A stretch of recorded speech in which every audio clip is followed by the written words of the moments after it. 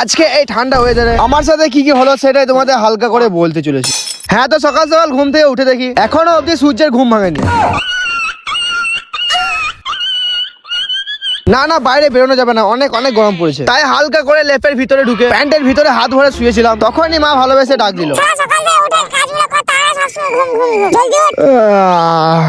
শুভ সকাল। ছি ছি, শালা এই ঠান্ডাতে শান্তিতে ঘুমো যেতে পারে না। হ্যাঁ, আজকে সকালটা শুরু করছি গরম গরম পানি ভরতে ভরতে।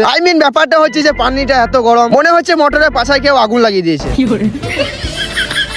হ্যাঁ, তো পুরো 1 মাস পর আমার ঝাঁকাস দাঁতগুলোকে ঘষে ফাঁকাশে করছিলাম, তখনই হালকা করে চোখ গেল এই আন্টিটার উপর। ও হ্যাঁ হ্যাঁ, দাঁড়াও দাঁড়াও। তারপরে হালকা করে মুখ ধুয়ে ফ্রেশ হয়ে এই গরম গরম ওয়েদারে ঠান্ডা ঠান্ডা পানি খেয়ে বসে পড়ে হালকা করে চা খেতে। হ্যাঁ হ্যাঁ, জানি না কোথায় আছো। এ চা কোথায় গেল? ও মা, চা কই?